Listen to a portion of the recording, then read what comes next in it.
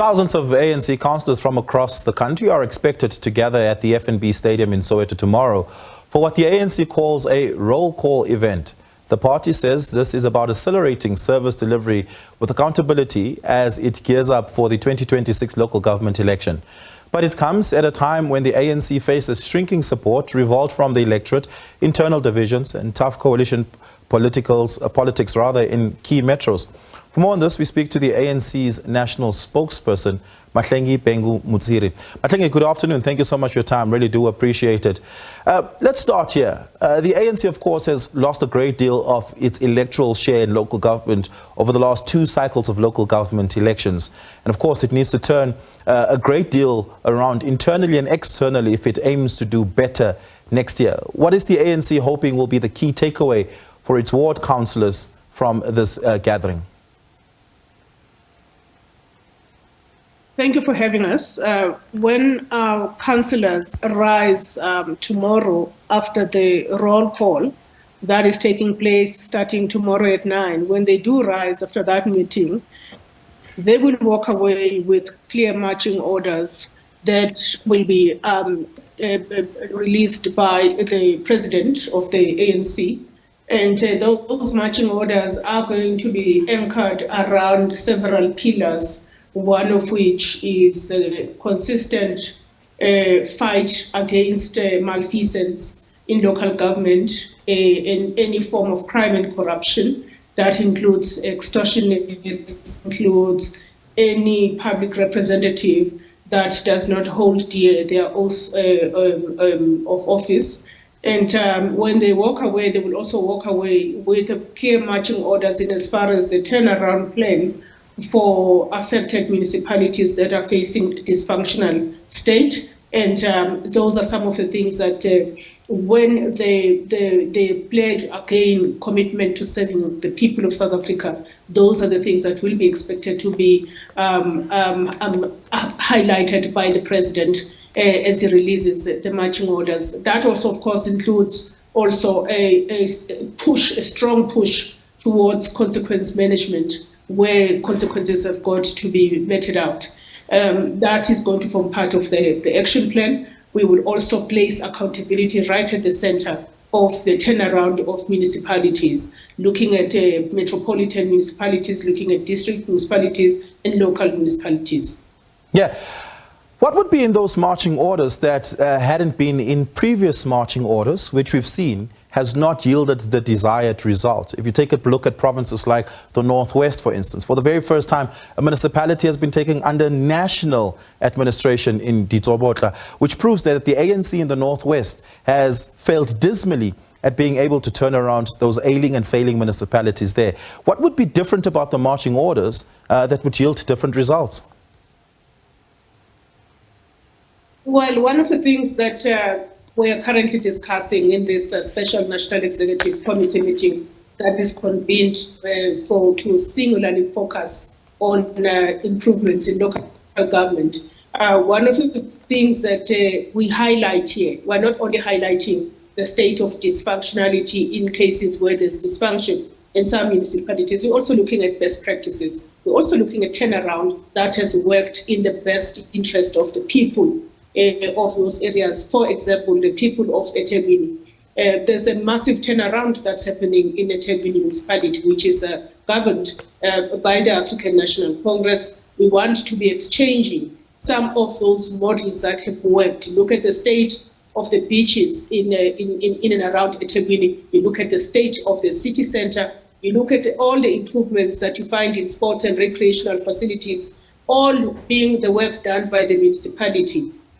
And now there's a groundswell of consciousness around environmental health, for example, among the people because of the strides that have been made by local government. We are seeing some of the changes beginning to take shape here in the city of Johannesburg. Much as there has been criticism, what is often lost in the narrative is to highlight cases of excellence that we're beginning to see. There's a strong push to fix the potholes, the street lights that are not working. A lot of this work has been done by the city of Johannesburg, moving from one area to another area. And of course, in the fullness of time, we should be able to see some changes that are positive. Similarly, we're looking at, for example, how we should make sure that local economic development is facilitated at local government level so that we address the challenge of employment creation and the challenge of unemployment. And all of those things are the things that are being shared today. And each of the municipalities that are led by the ANC are going to be subjected to a very strict process of implementation, and they're going to be required to report to the national office on a monthly basis, speaking to the targets that have been met, targets that have been achieved, and if there's non-achievement on a particular target, there would have to be a clear explanation for why that is the case. Yeah. The ANC's trust coefficient with the public has been eroded over the last 20 years. It's not the making of just the last couple of years. And that means to rebuild that trust is going to take quite a bit of time. So you're not going to be able to rebuild all of the trust lost by the public in the next 12 months leading up to the local government elections. Is it not perhaps a bit too late? Well, I suppose it's never late to fix a challenge and to deal with some of the intractable challenges that we're facing in local government. I also do need to hasten to add that, yes, there are pollsters that have opined about the fortunes or misfortunes of the African National Congress. We have our own research that is giving us an indication of where we're doing well and what the shifts in some of the polls, and contesting the dominant narrative that has been peddled by many pollsters that we've seen in South Africa of late. We only have to look at the recent trends in by-elections. The ANC continues to win the by-elections. In other words, the story that is being told through the polls must still be subjected to extra scrutiny, because we've been doing very well in as far as by-elections are concerned. Mahlengi, perhaps not entirely, right? But perhaps not entirely. The ANC has also lost some crucial by-elections. Let me take you to Soweto municipality, where there was a by-election and the ANC lost that particular ward. And the loss of that ward resulted in the ANC losing the municipality altogether. That's just one example. The ANC has lost as many by-elections over the last 2 years as it's won. It's not entirely the case that the ANC has improved in by-elections. Well, I suppose that is a discussion that we can always have. The point that we are putting across is that our people continue to believe that the ANC has the capability of solving the intractable challenges that our people face, has the governance experience, has the leadership experience, and has the capability to do so. And when you look at it against the narrative that has become dominated by pollsters, most pollsters for that matter, if you trace their roots or you trace who their funders are, you would know where the polling comes from and what the narrative that is dominant is. I'm not there. I'm not talking about that. I'm talking about the fact that it is a fact, if you go to the IEC records, that the ANC has been doing well in by-elections.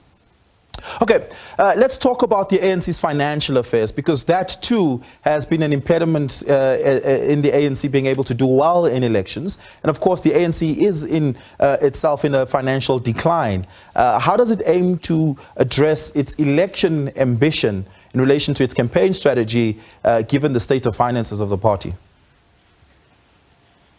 Well, I suppose the state of finances of the ANC as a liberation movement that was servicing a particular number of South Africans, looked at against the population dynamics in South Africa and the demographics in South Africa in 2025. Naturally, any party would be stretched, because we are a mass movement. We are not a party that serves one particular grouping. We are a mass movement. And I don't think that the challenges that the ANC is facing financially are any different from any other political party on the South African soil. we are the only ones who speak about our challenges. It doesn't mean that all political parties are sitting comfortably in terms of their financial position. It's just that it is the ANC that is as open and as transparent as it comes. We are going to fight an election. We are going to contest strongly, and we are mobilizing our resources. Our first financial base comes from our members through membership fees, first and foremost.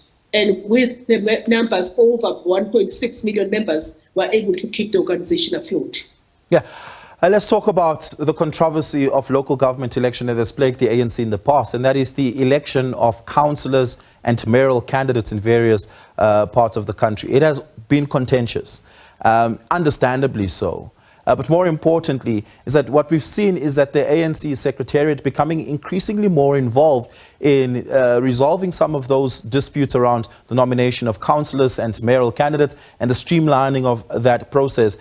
In going back to a previous local government election where this was controversial in Tshwane, the ANC ended up shedding quite a bit of the voter share in the city of Tshwane, for instance, as a result of the controversy of members, or at least members in the region, rejecting the imposed mayoral candidate on them. How does the ANC attempt or hope to sanitize that process going into next year's election? But how will the ANC have that conversation starting tomorrow with its councillors meeting in FNB Stadium?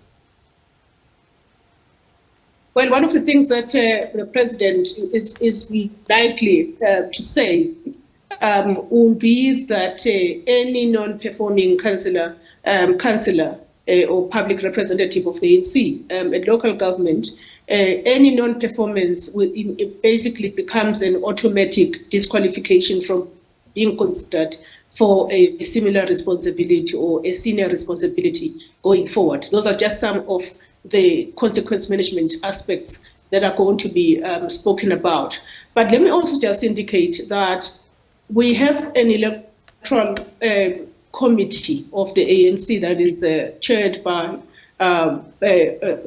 President Kgalema Motlanthe, and that committee is seized with the matter of candidate selection and election processes. They have released guidelines that have been adopted by the National Executive Committee, and these guidelines are in addition to what we've had in the past, but they've now been strengthened and to rule out any mistakes in the selection process. And the entire process of candidate selection is going to be led by that committee, which is a committee made up of veterans and stalwarts. We are confident that we are going to be getting people who are fit for purpose, that have competence in them, that are also ethically upright, to send a message to South Africans that indeed we are serious about giving the country the best leadership that there is.